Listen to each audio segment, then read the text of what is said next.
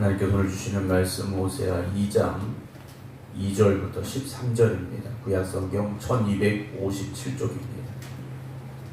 구약성경 1257쪽 호세아 2장 2절부터 13절입니다. 1257쪽입니다. 2장 2절부터 13절입니다. 너희 어머니와 논쟁하고 논쟁하라. 그는 내 아내가 아니요 나는 그의 남편이 아니라 그가 그의 얼굴에서 음란을 제하게 하고 그 유방 사이에서 음행을 제하게 하라. 그렇지 아니하면 내가 그를 벌거벗겨서 그 나던 날과 같게 할 것이요 그로 광야같이 되게 하며 마른 땅같이 되게 하여 목말라 죽게 할 것이며 내가 그의 자녀를 긍휼히 여기지 아니하리니 이는 그들이 음란한 자식들임이니라. 그들의 어머니는 음행하였고 그들을 임신했던 자는 부끄러운 일을 행하였나니 이는 그가 이르기를 나는 나를 사랑하는 자들을 따르리니 그들이 내 떡과 내 물과 내 양털과 내 삶과 내 기름과 내 술들을 내게 준다 하였음이라. 그러므로 내가 가시로 그 길을 막으며 담을 쌓아 그로 그 길을 찾지 못하게 하리니 그가 그 사랑하는 자를 따라갈지라도 미치지 못하며 그들을 찾을지라도 만나지 못할 것이라. 그제야 그가 이르기를 내가 본 남편에게로 돌아가리니 그때의 내 형편이 지금보다 나았음이라 하리라. 곡식과 새 포도주와 기름은 내가 그에게 준 것이요 그들이 바알을 위하여 쓴 은과 금도 내가 그에게 더하여 준 것이거늘 그가 알지 못하도다. 그러므로 내가 내 곡식을 그것이 익을 계절에 도로 찾으며 내가 내 새 포도주를 그것이 맡을 시기에 도로 찾으며 또 그들의 벌거벗은 몸을 가릴 내 양털과 내 삶을 빼앗으리라. 이제 내가 그 수치를 그 사랑하는 자의 눈앞에 드러내리니 그를 내 손에서 건져낼 사람이 없으리라.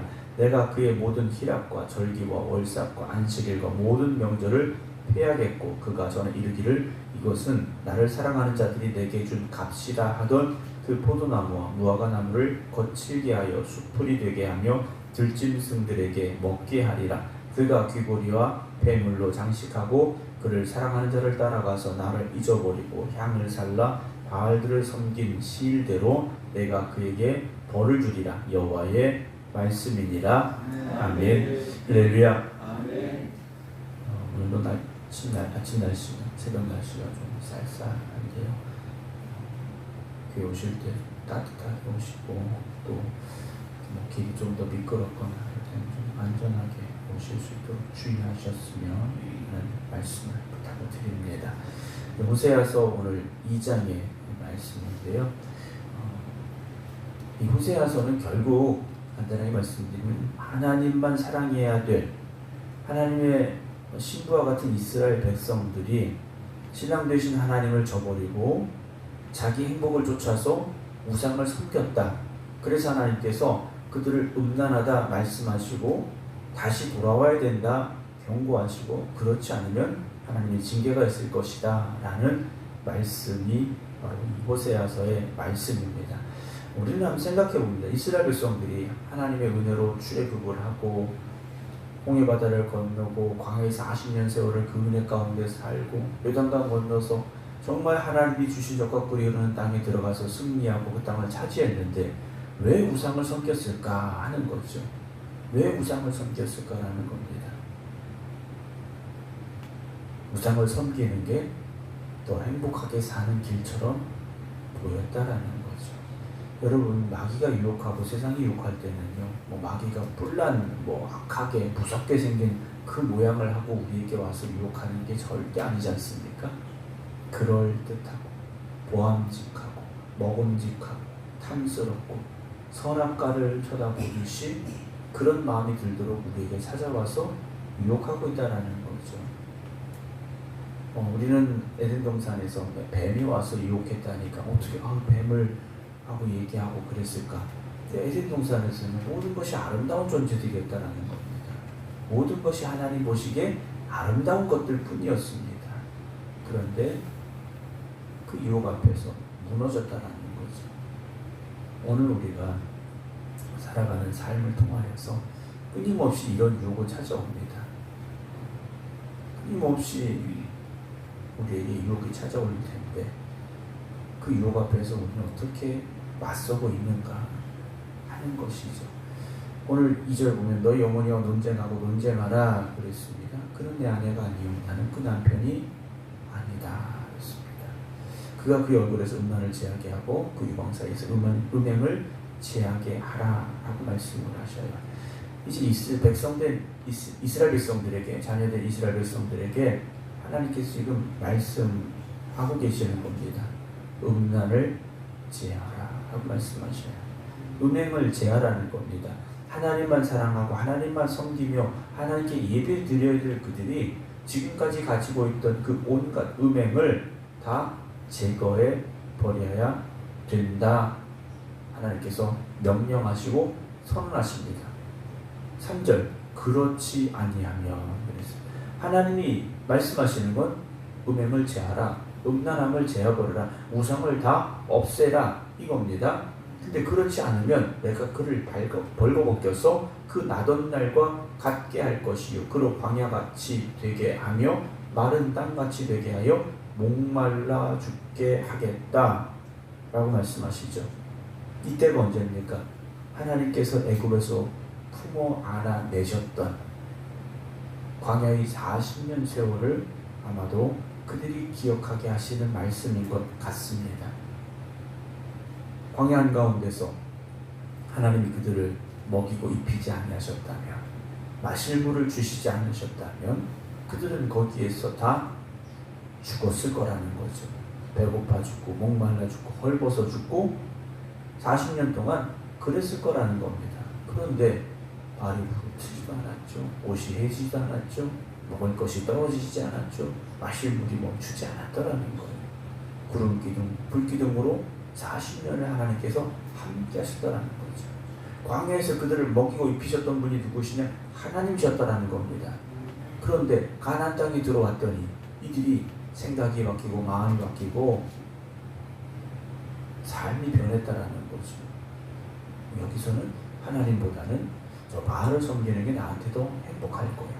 저 아세라를 섬기는 게 더 우리가 좋은 길인 것 같아. 생각하고 그래서 우상들에게 갔더라는 거죠.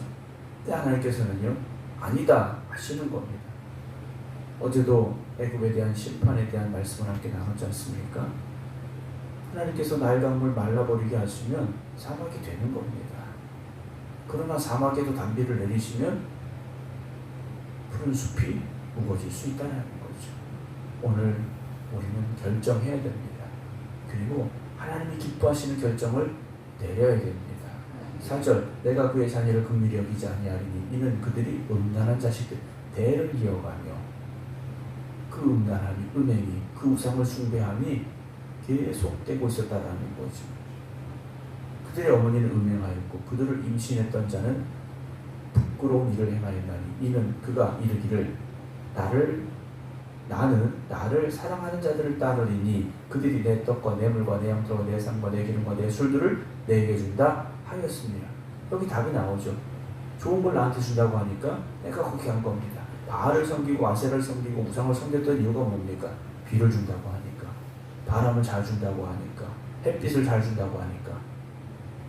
그런데 정작 천지 만물을 창조하신 모든 것의 주인 되신 하나님은 까맣게 잊어버렸다는 거죠.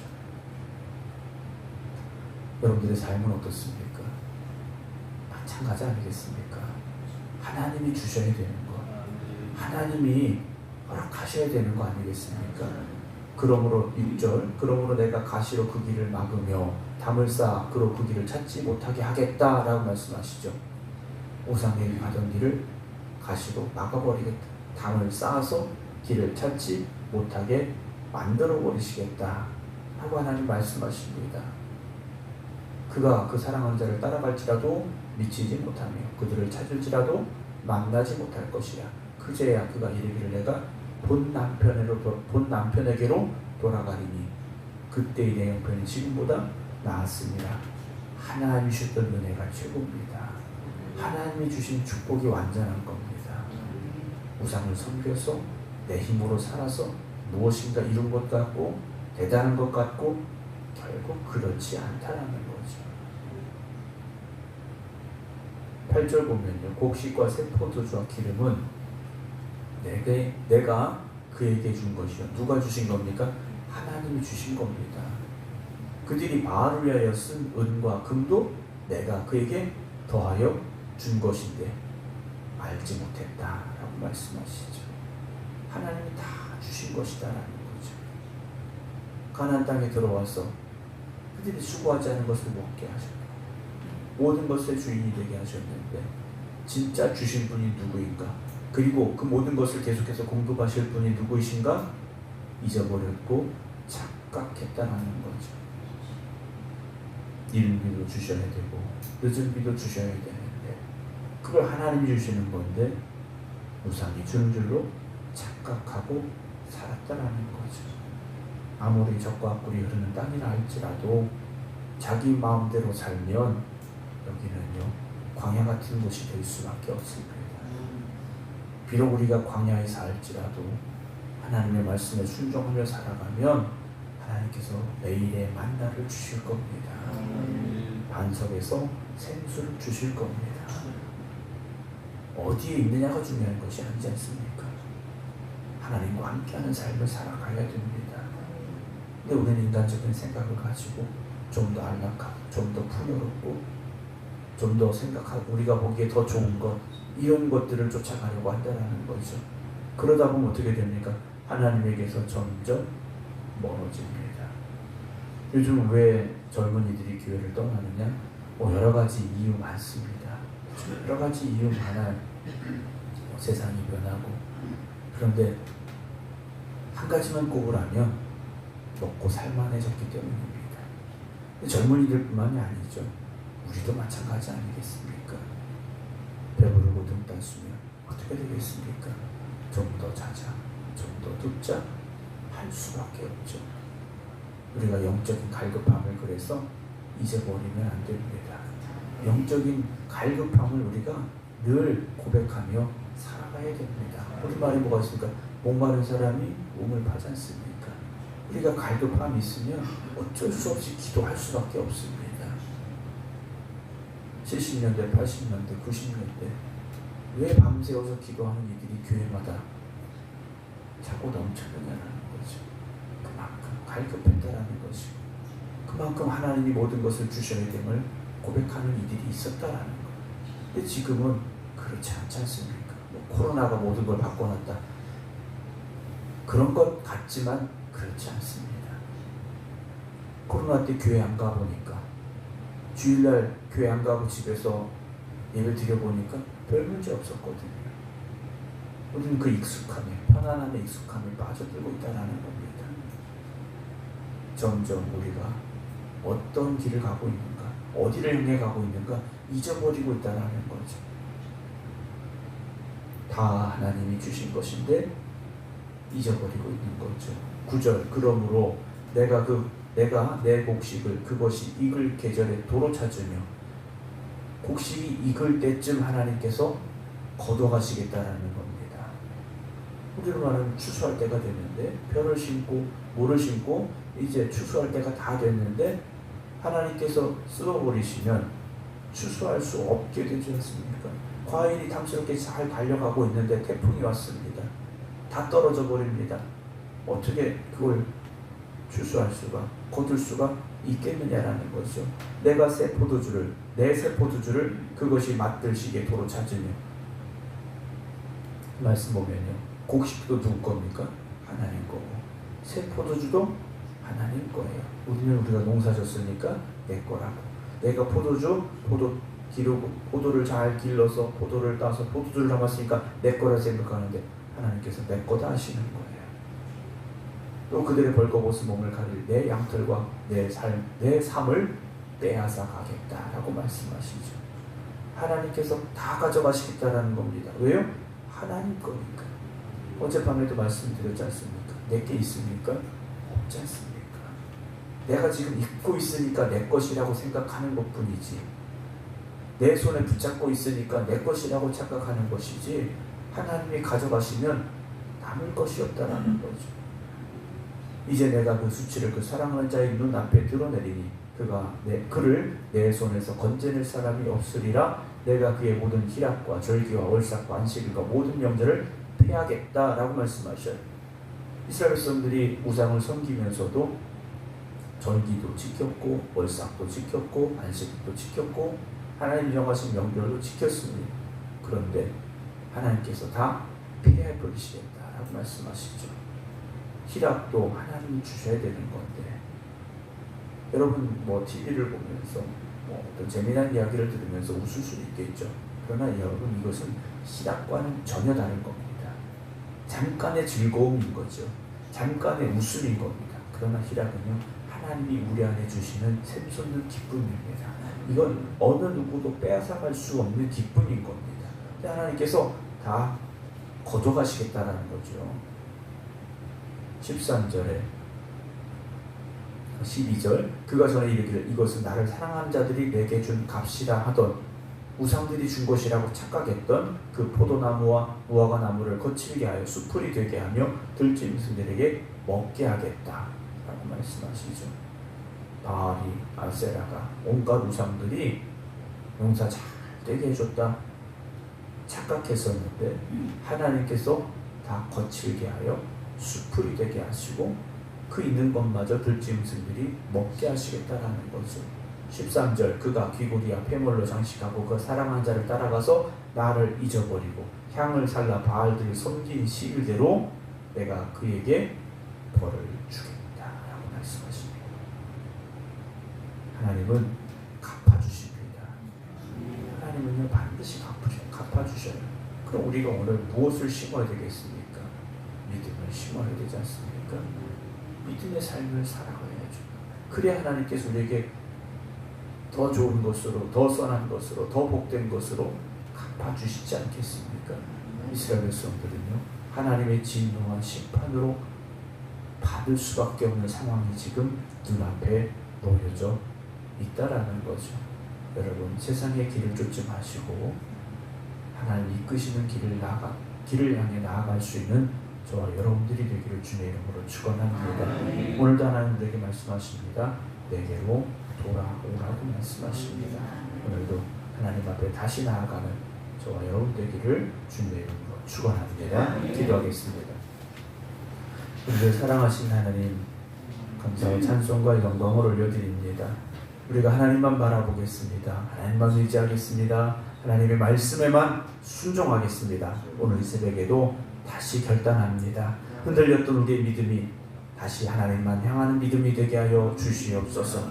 세상의 유혹에 잠시 움직였던 우리의 발걸음이 다시 주님 앞으로 나아가게 하여 주시옵소서. 그래서 오늘도 하나님의 기쁨이 되는 우리 모든 성도들 되게 하여 주시옵소서. 하나님 주신 은혜와 축복이 넘치는 성도들 되게 하여 주시옵소서. 이제는 우리 주 예수 그리스도의 은혜와 아버지 하나님의 극진하신 사랑하심과 성령님의 감동, 감화, 역사하심이 오늘도 하나님만 바라보겠습니다. 하나님만 의지하겠습니다. 하나님만 경배드리겠습니다. 결단하는 모든 성도들 위해 이제부터 영원토록 함께 하시기를 간절히 축원하옵나이다. 아멘.